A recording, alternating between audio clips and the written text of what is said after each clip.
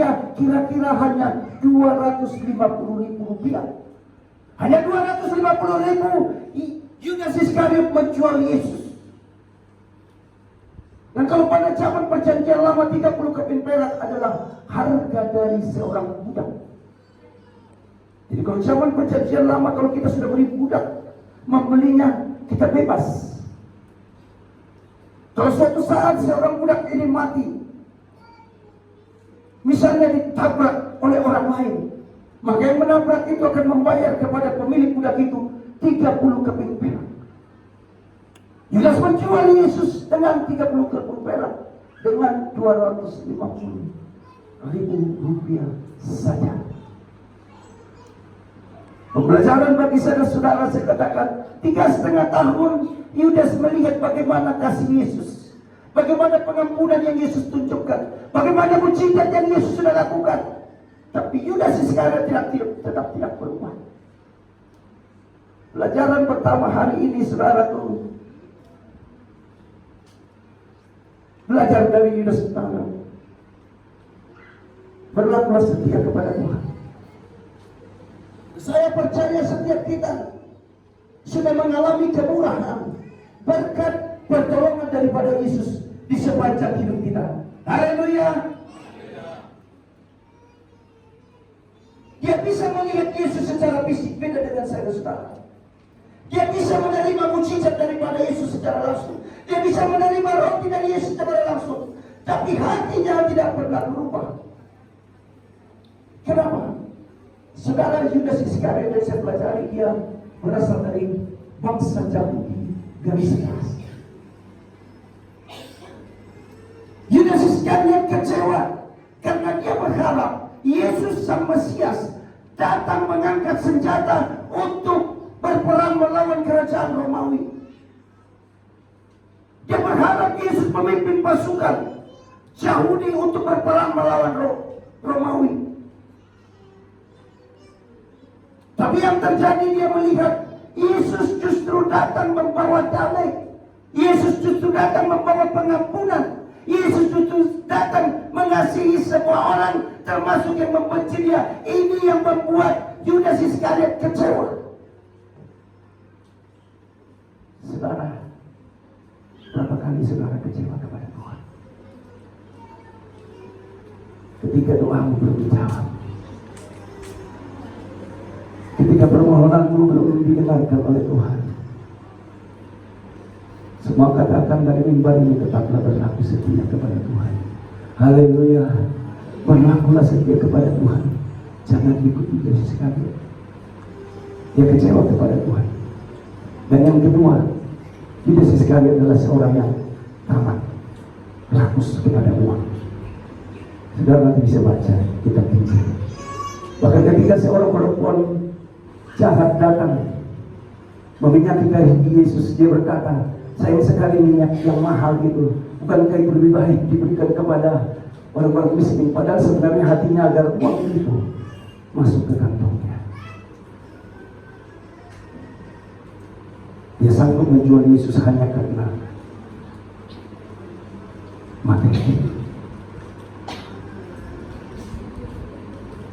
Saudara, yang artinya saudaraku, dari sini kita mau belajar kalau Yudas Iskariot yang adalah rasul, yang adalah bersama-sama dengan Yesus menyaksikan Yesus sendiri. Artinya saudaraku, benar kata firman Tuhan bahwa iblis senantiasa berkeliling seperti singa mengamuk-ngamuk untuk mencabik-cabik ketika kita lemah. Yang artinya saudaraku, kau harus tetap berjaga-jaga di dalam hidupmu. Ketika kau datang kepada Tuhan, kau harus tetap berjaga-jaga agar kau tidak diterkam oleh singa, kuasa jahat seperti yang dialami oleh Yudas Iskariot. Ketika Yudas Iskariot tahu bahwa Yesus sudah mati di kayu salib, dia menyesal. Dia datang kepada pemuka agama. Pemuka agama katakan, itu masalahku. Lalu dia lemparkan 30 keping perak ini sebaik apa. Tidak ada gunanya. Nah, saudara-saudara yang kasih dalam nama Yesus Kristus, dari sini kita perlu belajar. Mungkin kita tidak menjual Yesus secara seperti caranya Yudas Iskariot. Tapi mungkin kita juga mengkhianati Yesus hanya oleh karena uang.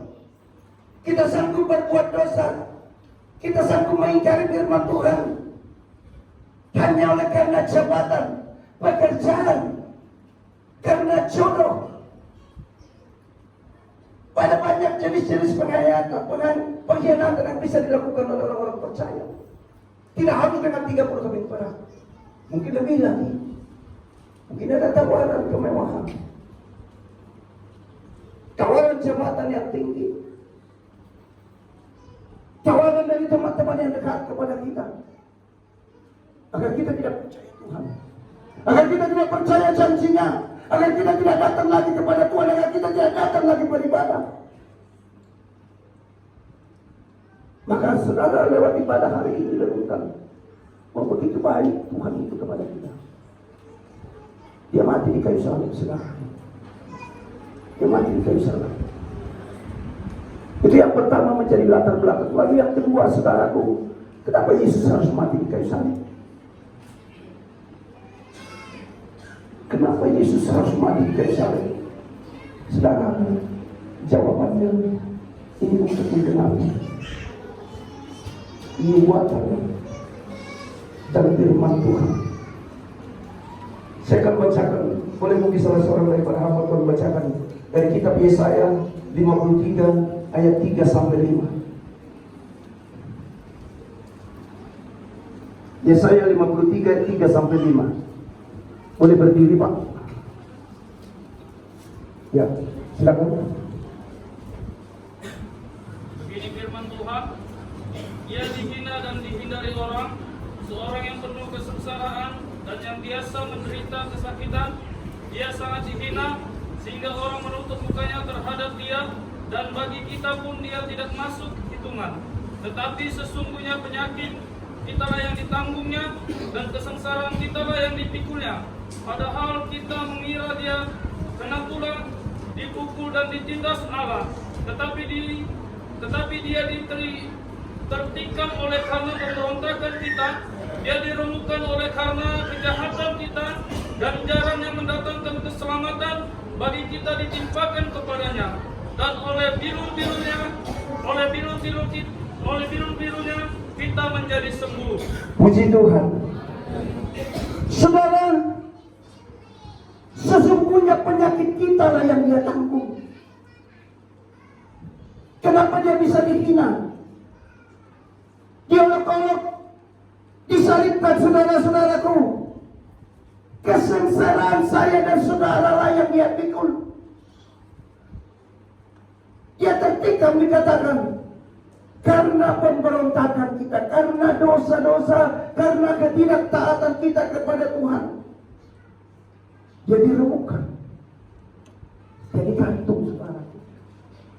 Jadi artinya saudara-saudara, sebenarnya bukan Yesus yang harusnya di kayu salib. Yang harusnya di kayu salib adalah saya dan saudara. Tapi dia ambil alih setiap persoalan, setiap dosa kita. Dia rela dia yang disalib. Kenapa? Karena Yesus menganggap seluruhnya kita berharga di matanya. Dia tertikam, dia diremukkan, kata firman Tuhan. Jadi nubuatan di ribuan tahun sebelumnya sudah disampaikan. Sebelum Yesus betul-betul disalibkan di Bukit Golgota, itu sudah dibuatkan bahwa anak Allah akan ditindas, ditikam, diremukkan untuk keselamatan kita, untuk kesembuhan kita, untuk dosa-dosa kita. Haleluya, beri tepuk tangan bagi Tuhan kita. Maka Tuhan mengertilah bahwa Yesus itu begitu baik dalam hidup kita. Mengertilah bahwa firman Tuhan dan jalan Tuhan itu begitu sempurna. Jauh ribuan tahun dari zaman Nabi Yesaya, semuanya sudah dirancangkan oleh Allah. Itu yang membuat kita bangga memiliki Allah kita. Dia memiliki rancangan yang sempurna, tidak terputus-putus.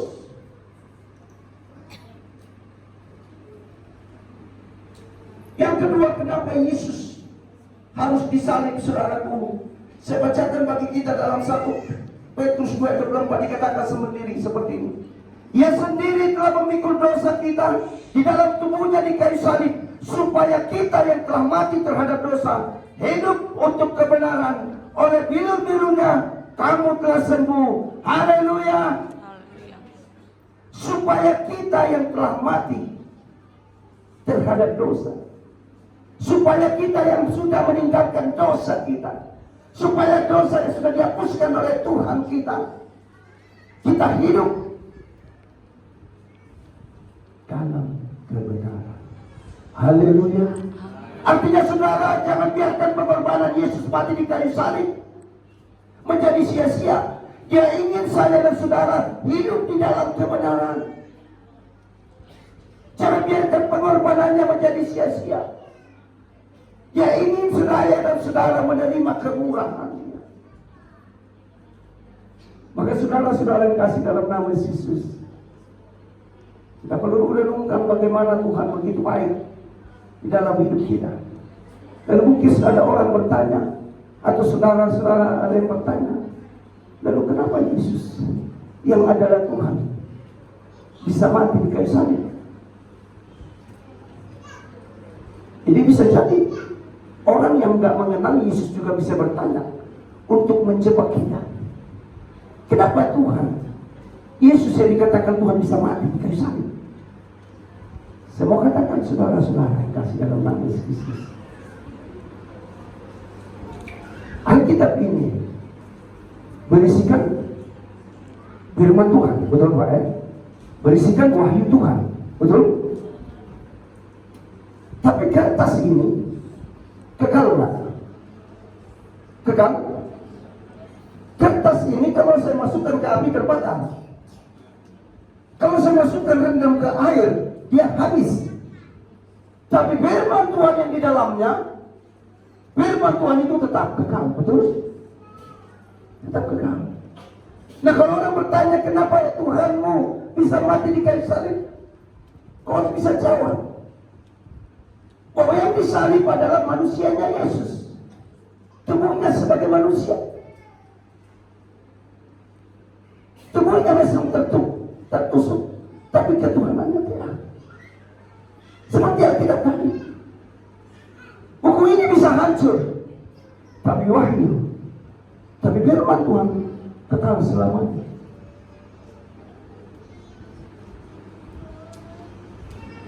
Yang mati adalah manusianya. Kenapa saudara? Karena Yesus datang sebagai manusia.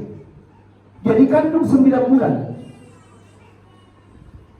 Tidak 7 hari. 9 bulan. Kira-kira kalau Tuhan bikin Maria mengandung, saya tanya sama dia, mengandung Yesus 7 hari lalu lahir seperti bayi yang biasa, bisa nggak? Kalau Tuhan sebelahnya bisa? Bisa. Bisa nggak Bu? Nggak harus 90 hari. Kenapa? Yang mati aja bisa hidup. Laut Tiberia yang begitu dalam aja bisa terbelah. Mudah bagi Tuhan membuat Maria mengandung 7 hari dan melahirkan Yesus, bisa. Tapi kenapa tidak dibuat? Karena Tuhan mau tunjukkan itu menjadi manusia. Haleluya. Tuhan mau tunjukkan firman itu menjadi manusia, maka ikut proses ke manusia 9 bulan, jangan 9 bulan. 9 bulan. Agar manusia itu percaya tapi tetap juga tidak percaya. Kenapa saudaraku? Karena gambaran Allah yang pertama sudah tercolek, sudah rusak ketika Adam dan Hawa masuk dalam dosa. Gambar Allah yang pertama sudah rusak. Maka Tuhan harus gantikan dengan gambar yang asli, yaitu dengan Yesus yang turun ke bumi.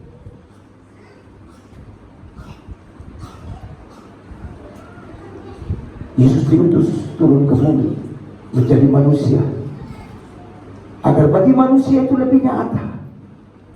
Lalu manusia menyaksikan pelayanannya 3,5 tahun bersama-sama. Tapi tetap juga ada yang tidak percaya, bahkan Rasul. Tapi saya katakan, Rasul juga sih sekali tidak cukup percaya. Tapi Yesus berkata, berbahagialah mereka yang tidak melihat namun percaya. Puji Tuhan. Haleluya. Puji Tuhan. Haleluya. Berbahagialah engkau yang tidak melihat Yesus secara fisik tapi engkau percaya.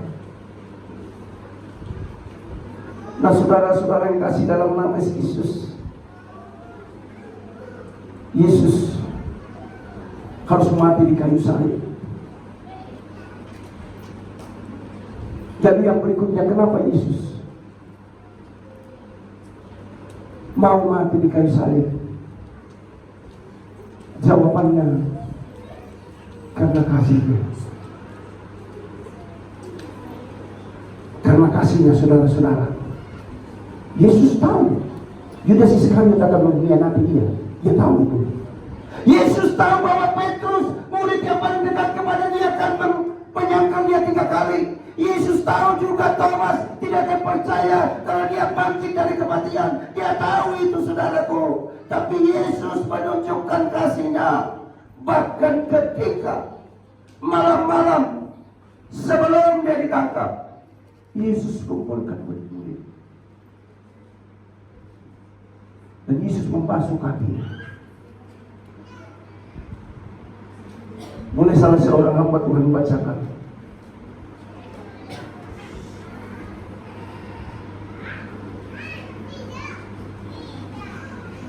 Yohanes 13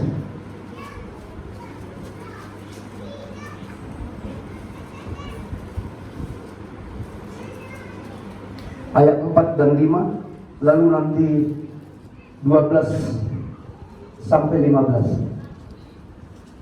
Yohanes 13 ayat 4 Dan 5. Lalu bangunlah Yesus. Mari kita dengarkan.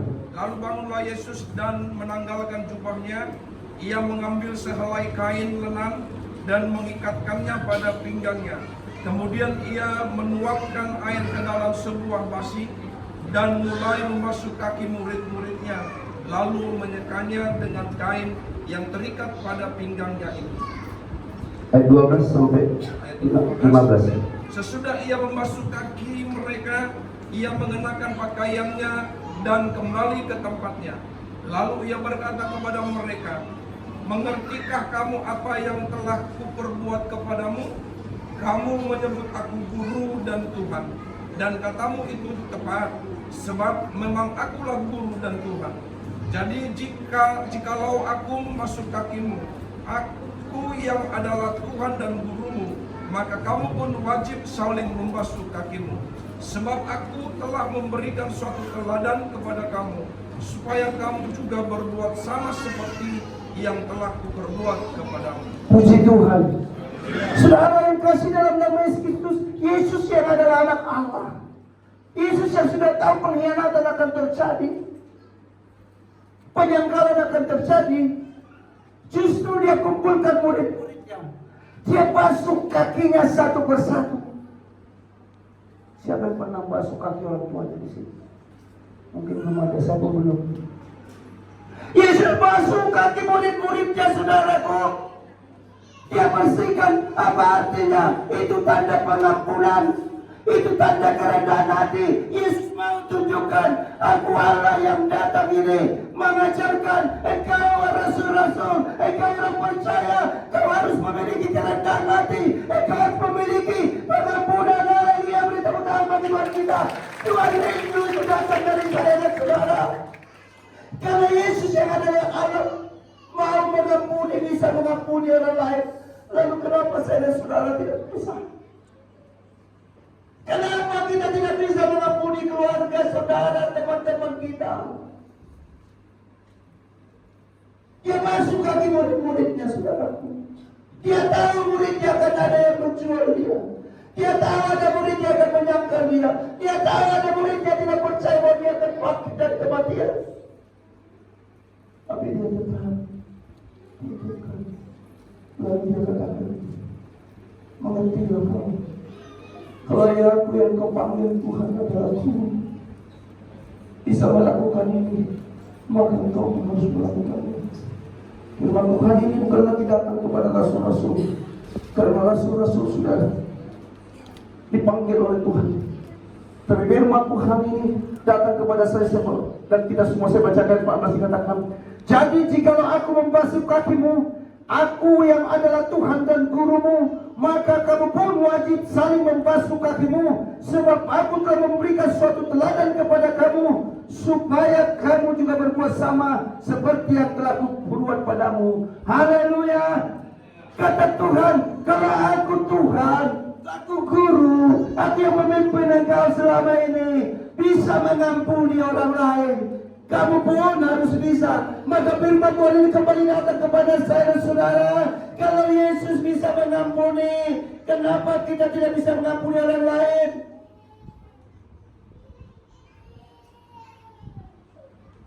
Yesus mati di kayu salib bukan dosanya. Dia tertikam, dia diremukkan bukan oleh karena kesalahannya. Tapi mungkin juga saudara, ada orang yang bertanya atau kita bertanya, kenapa sih Yesus mau menderita seperti itu? Kenapa sih Yesus mau dicabik-cabik, ditikam, ditusuk seperti itu? Saya rindu Pak Damani boleh berdiri sebentar. Biar kadang-kadang kalau khotbah biar lebih nyata, biar saudara yang tahu. Dengarkan pertanyaan saya Pak. Ini bukan ABC ya. Ada banyak orang bertanya, mungkin saudara juga bertanya, kenapa sih setelah udah disalib, kenapa sih Yesus mau disiksa, ditikam, menderita dalam melayani, padahal bukan untuk dia.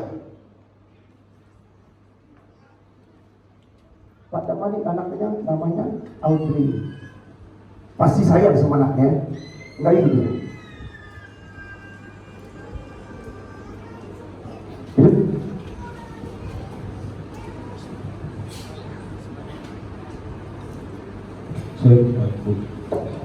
Sayang sama anaknya, pasti semua keluarga sini sayang sama anaknya. Saya mau tanya Pak, Bapak sebagai orang tua, kalau suatu saat anakmu besar, ya, lalu mengetahui dia ada kesalahan, ya, dia ampuni enggak? Dia ampuni. Kalau Bapak sebagai kaum bapak atau kepala orang keluarga menderita untuk membiayai kehidupan anak dan keluarga, mungkin kadang-kadang dihina, dilecehkan orang, siap nggak Pak? Siap. Kenapa? Karena ya sudah tugas dan tanggung jawab Pak. Karena kasihnya kepada kasih tepuk tangan bagi Bapak ya. Kasih dulu Pak. Saudara yang kekasih dalam nama Yesus, setiap bapak, setiap orang tua, ketika dia memiliki anak seperti saudara juga, saudara mungkin tidak pernah tanya mama dan bapakmu, betapa menderitanya dia membesarkan engkau. Kadang-kadang hujan keras dia harus ke ladang, kadang-kadang hujan keras dia harus bekerja, kadang-kadang dihina orang, difitnah orang lain. Tapi setelah saudara besar, saudara bikin ulah, mama bapakmu menangis terus oleh karena kejahatanmu, karena penyangkalanmu. Tapi orang tuamu akan tetap mengasihi. Orang tuamu tidak peduli betapa sakitnya mereka membesarkan engkau. Lalu saya tanya kepada seluruh jemaat, kira-kira besar mana kasih orang tua kepada anak daripada kasih Tuhan kepada manusia? Tuhan. Kepada kasih Allah kepada manusia lebih besar daripada kasih Tuhan. Itulah kenapa Yesus mau disiksa, mau ditusuk, mau ditikam. Dia tahu orang-orang percaya suatu saat akan meninggalkan dia. Dia tahu orang-orang percaya suatu saat akan belok daripada firman Tuhan. Tapi karena kasihnya dia tetap mengampuni. Maka dalam hidupnya ketika melayani Yesus terus mengampuni orang. Perempuan yang berzina dia ampuni. Sakeus yang jahat pemungut cukai dia ampuni. Bahkan orang-orang yang bukan pengikut dia tolong. Yang lumpuh diampuni, disembuhkan. Yang buta diampuni, disembuhkan. Itulah kasih Yesus. Karena itu saudara-saudara, Yesus berkata dalam Yesaya 1:18, sekalipun dosamu merah seperti kerbiji, akan menjadi putih seperti salju. Sekalipun merah seperti kain kesumba, akan menjadi putih seperti bulu domba. Yesus berkata, aku datang bukan untuk orang-orang benar, tapi untuk orang-orang berdosa. Aku datang bukan untuk dilayani, tapi untuk melayani. Belajar daripada Yesus. Yesus tahu kita memiliki kekurangan. Yesus tahu kita memiliki keterbatasan. Dan dia berkata, sekalipun dosamu merah seperti kerbiji, akan membuat putih seperti salju. Yang artinya saudaraku, dia tetap Allah yang setia. Dia tetap Allah yang penuh kasih. Allah yang tetap memiliki pengampun. Karena itu hari ini, saudaraku, sebesar apapun dosamu, pelanggaranmu kepada Tuhan, pelanggaranmu kepada orang tuamu, hari ini Yesus berkata, aku akan mengampunimu. Dan dalam satu Petrus tadi dikatakan, ketika kita sudah hidup, kita harus hidup dalam kebenaran. Kalau hari ini dia ampuni engkau, maka besok jangan berbuat dosa lagi. Dia mati di kayu salib dengan darah yang tercurah hanya untuk dosa. Dosa saya, dosa saudara, dosa setiap kita. Karena itu saudara-saudara yang kasih dalam nama Yesus, lewat ibadah ini, mari kita renungkan. Begitu besar pengorbanan Yesus bagi hidup kita. Kalau kita hidup, kita boleh ada di tempat ini, saudaraku, bukan oleh karena kita hebat, bukan oleh karena kita memakan makanan yang cukup vitamin, tapi karena dia yang hebat, dia yang mengasihi, dia yang memberi pengampunan, dia memberi kesempatan hidup bagi kita, dia yang berharap saudara-saudara hidup dalam kebenaran. Hari lepas hari ada perubahan di dalam kehidupan kita. Dia sudah mengajarkan kepada Yesus, kalau aku yang adalah Tuhan dan gurumu bisa membasuh, bisa mengampuni orang lain, maka engkau juga harus melakukan teladan itu. Haleluya, haleluya. Sebentar kita akan masuk dalam perjamuan.